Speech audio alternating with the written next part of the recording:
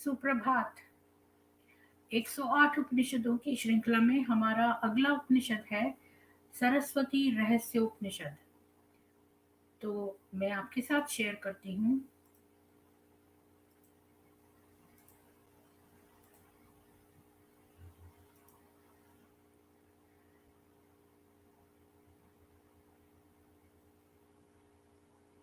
ओ मेरी वाणी मन में स्थिर हो, मन वाणी में स्थिर हो। हे स्वयं प्रकाश आत्मा, मेरे सम्मुख तुम प्रकट हो। हे वाणी और मन, तुम दोनों मेरे वेद ज्ञान के आधार हो, इसलिए मेरे वेदाभ्यास का नाश न करो। इस वेदाभ्यास में ही मैं रात्रि दिन व्यतीत करता हूँ।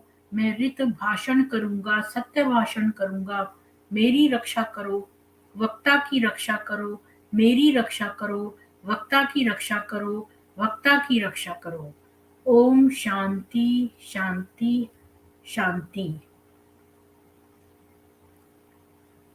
एक समय की बात है, भगवान आश्वलायन के निकट ऋषिगण गए और उनकी विधिवत पूजा कर प्रश्न किया, भगवन, जिस ज्ञान के द्वारा तत्पदात्मक परमेश्वर का स्पष्ट बोध होता है, उस ज्ञान की प्राप्ति किस प्रकार हो? आपको जिस देवता की उपासना द्वारा तत्व ज्ञान की प्राप्ति हुई है, उसके संबंध में बताने की कृपा करिए। भगवान आश्वलायन ने कहा, ऋषियों, मैंने बीज मंत्र सहित 10 ऋषियों वाली सरस्वती 10 श्लोकी के द्वारा उपासना करते हुए परासिद्धि को प्राप्त किया है। ऋषियों ने पुनः प्रश्न किया, हे श्रेष्ठवती, उस सारस्वत मंत्र की उपलब्धि आपको किस ध्यान के द्वारा किस प्रकार हुई, जिससे आप पर भगवती महासरस्वती जी का अनुग्रह हुआ है? हमारे प्रति भी उस उपाय को कहने की कृपा करें। इस पर उन प्रसिद्ध आश्वलायन ने कहा, इस श्री सरस्वती 10 श्लोकी महामंत्र का ऋषि मैं ही हूँ। इसका छंद अनुष्टुप, देवता बागीश्वरी और बीज यज्ञाग है। शक्ति देवी वाचम, कीलक प्रणो देवी। इसका विनियोग श्री बागेश्वरी देवता के प्रीत्यर्थ है। अगन्यास, श्रद्धा, मेधा, प्रजा, धारणा, वाग देवता और महासरस्वती, इन नाम मंत्रों से किया जाता है। प्रणो देवी तस्य नहीं, यहाँ से पावका ध्यान इस प्रकार करना चाहिए, कल्याण प्रदायिनी, हिम, कपूर, मुक्ता अथवा चंद्र प्रभा के समान शुद्ध कांतिवती, सुवर्ण के समान पीसे चंपक पुष्पों की माला से अलंकृत, उन्नत सुपुष्ट वक्ष सहित सुंदर अंग वाली बागेश्वरी को मन और वाणी द्वारा विभूति की सिद्धि के निमित्त नमस्कार करता हूँ। ओम प्रभो देवी। मंत्र के ऋषि भरद्वाज, छंद गायत्री और देवता सरस्वती जी हैं। ओम नमः बीज शक्ति तो है ही, साथ ही कीलक भी है। अभीष्ट कार्य की सिद्धि के निमित्त इसका विनियोग और मंत्र के द्वारा कन्यास किया जाता है। जिस सरस्वती का स्वरूप वेदांत का सारभूत ब्रह्म तत्व ही है और जो विभिन्न नाम रूपों ने प्रकट है, वे सरस्वती मेरी रक्षिका हो। दान से सुशोभित होने वाली स्तोताओं की रक्षिका एवं अन्नवती भगवती सरस्वती हम साधकों को अन्न से परिपूर्ण करें। आ ओ नौ दिव आ नौ दिवा। इस मंत्र के ऋषि अवि, छंद त्रिष्टुप और देवता सरस्वती हैं। ह्रीं बीज शक्ति और कीलक है। इच्छित कार्य की सिद्धि के लिए इसका विनियोग तथा इसी मंत्र द्वारा न्यास किया जाता है। वेदों और उनके अंग उपांगों में जिन एक देव की स्तुति की जाती है तथा जो पर ब्रह्म की अद्वैत शक्ति है, वे भगवती सरस्वती हमारी रक्षिका हों। हमारे द्वारा उपासना के योग देवी सरस्वती ज्योतिर्मान सुलोक से नीचे पर्वताकार मेघों के मध्य होती हुई हमारे यज्ञ में पधारे। वे देवी हमारे स्तोत्र से प्रसन्न होकर स्वेच्छा से हमारे सुख उत्पन्न करने वाले स्तवों को श्रवण करें। पावकानः, इस मंत्र के ऋषि मधुछंदा छंद गायत्री देवता सरस्वती है।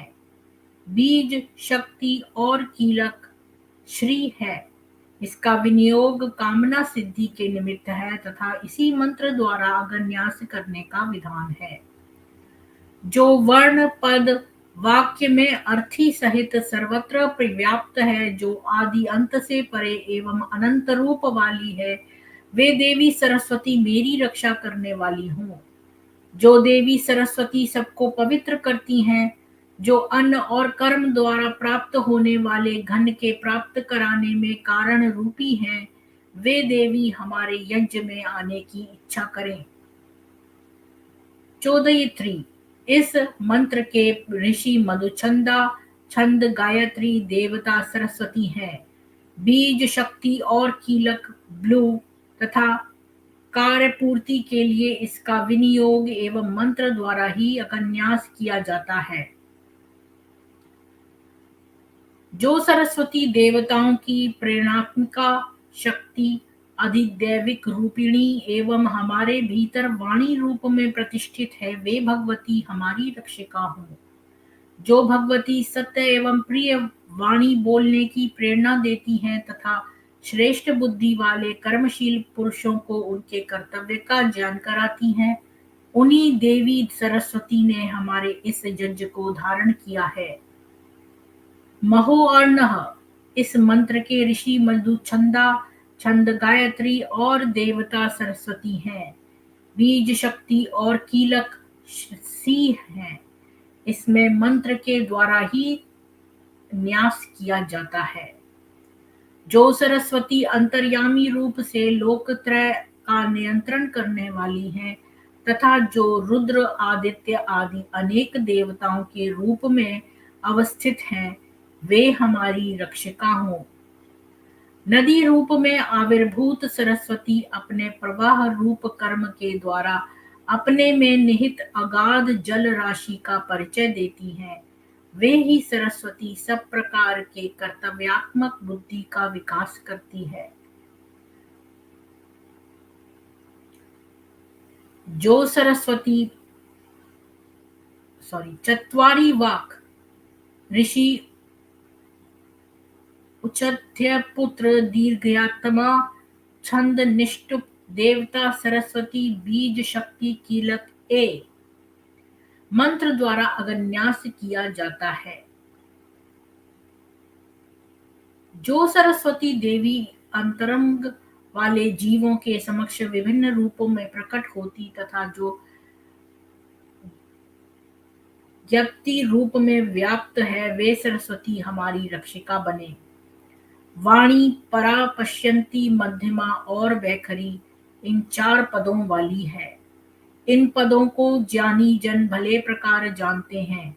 इनमें से प्रथम 3 तो हृदय गह्वर में स्थित होने से प्रकट नहीं होती, परंतु वैखरी ही मनुष्यों के बोलने में प्रयुक्त होती है।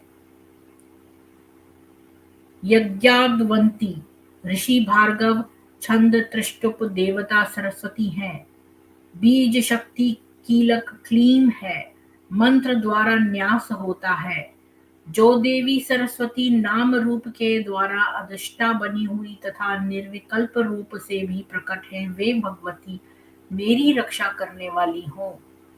दिव्य भावों को प्रकट करने वाली और देवताओं को आनंदित करने वाली, अज्ञानियों को ज्ञान प्रदान करती हुई यज्ञ में विराजमान होने वाली देवी सब दिशाओं के निमित्त अन्न जल दोहती हैं। जो इस मध्यमा वाणी में श्रेष्ठ है, उनका गमन कहाँ होता है। देवी वाच ऋषि भार्गव छंद त्रिष्टुप देवता सरस्वती बीज शक्ति कीलक 100 है। मंत्र द्वारा ही न्यास करना चाहिए। जिन वाणी रूपी भगवती सरस्वती का प्रकट अप्रकट वाणी वाले देवादि संपूर्ण जीव उच्चारण करते हैं, तथा जो भगवती सभी इच्छित पदार्थों को दुग्ध रूप में प्रदान करने वाली कामधेनु है, वे मेरी रक्षा करें। जो प्रकाशमती वैखरी वाणी प्राण रूप से देवताओं द्वारा उत्पन्न हुई है, उस वाणी का अनेक प्रकार के देहधारी उच्चारण करते हैं। कामधेनु के समान सुख देने वाली तथा अन्न बल प्रदायिनी वाणी रूपिणी देवी श्रेष्ठ स्तुतियों से प्रसन्न होती हुई हमारे समीप प्रकट हो।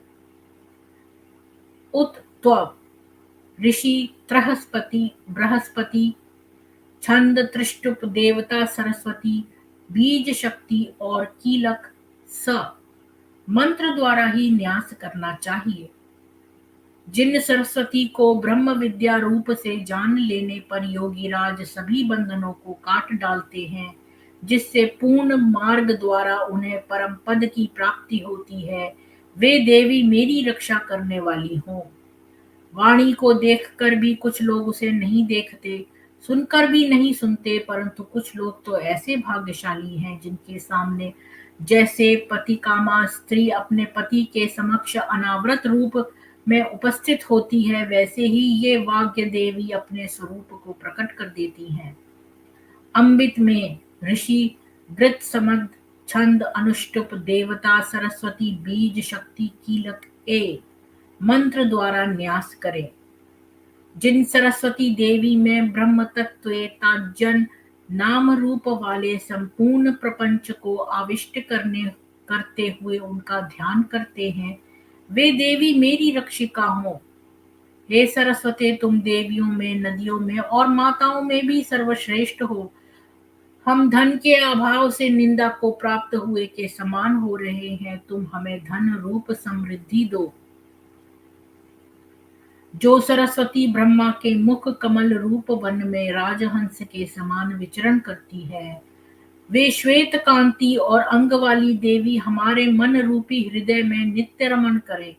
हे काश्मीरपुर वासिनी शारदे, मैं नित्य तुम्हारी स्तुति करता हूँ, मुझे विद्या दान दो। तुम्हें नमस्कार है। तुम अपनी चार भुजाओं में अक्षय सूत्र, अंकुश, पाश और पुस्तक धारण करने वाली हो।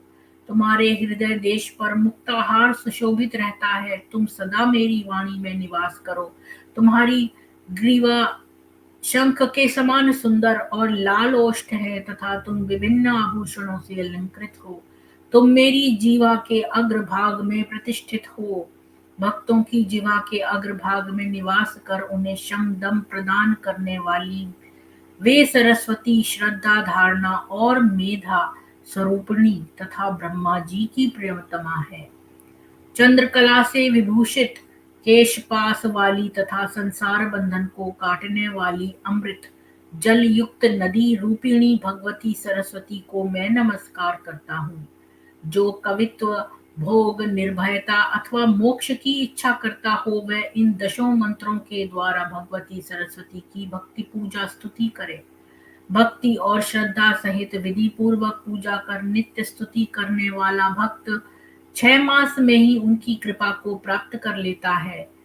इनके अनंतर गद्य पद्य से निहित सुंदर शब्दों वाली वाणी उसके मुख से स्वयं ही उद्भूत होने लगती है।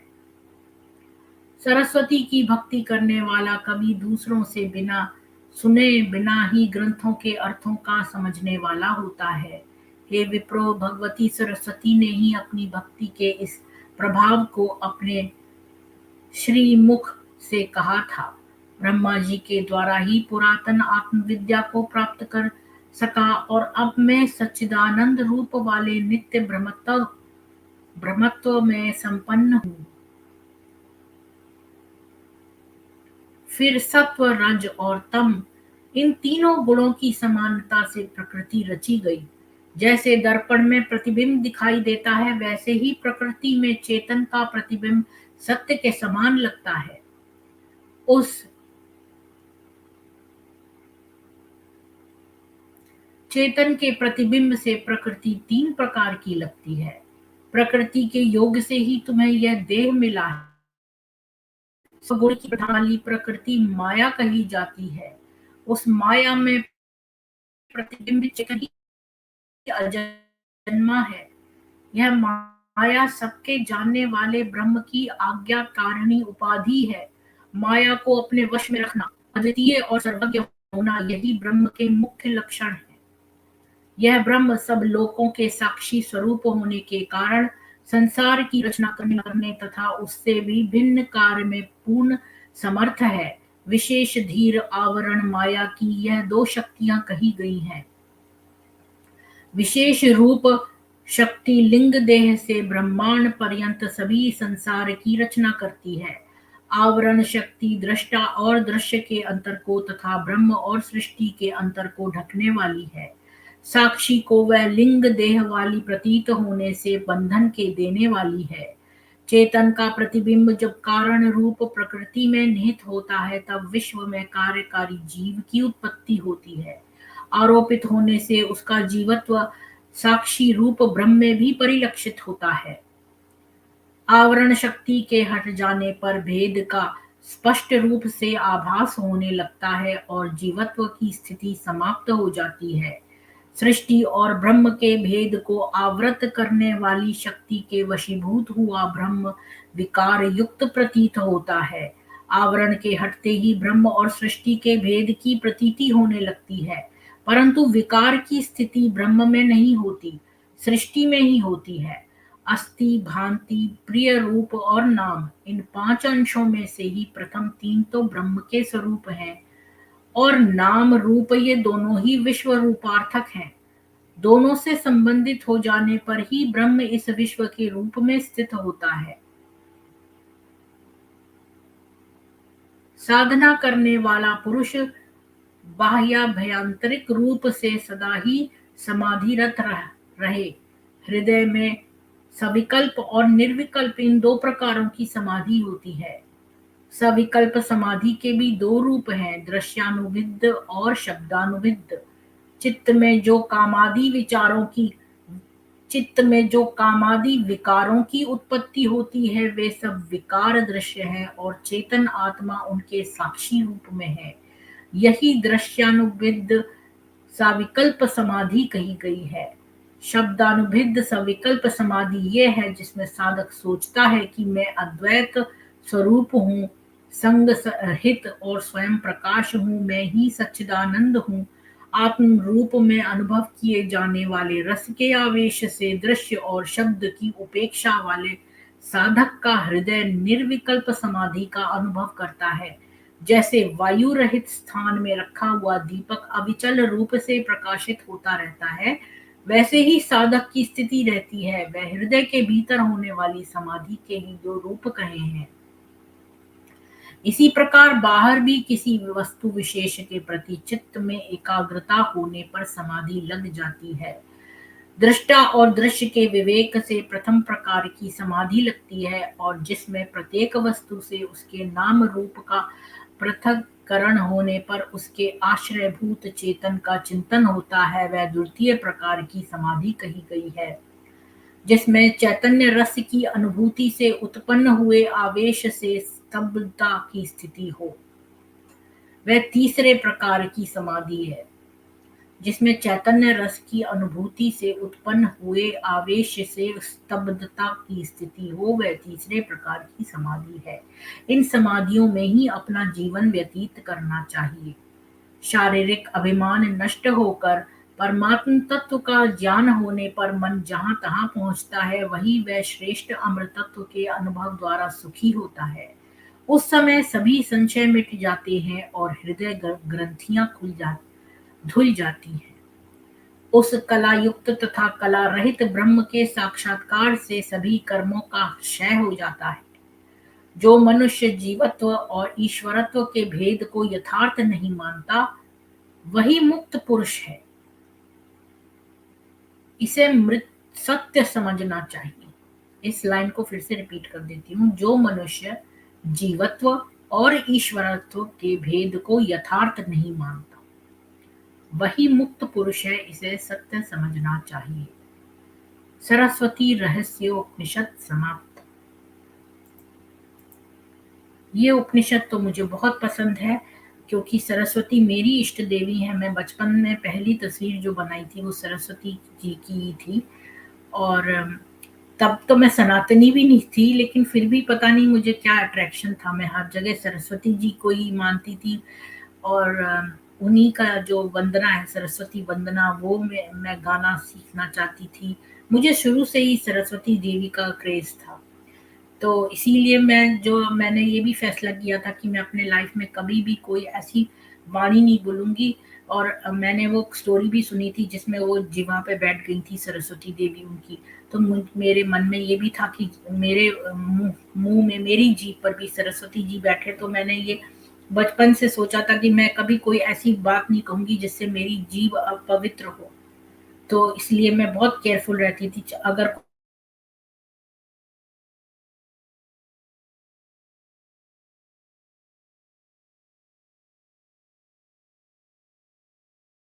बोलती।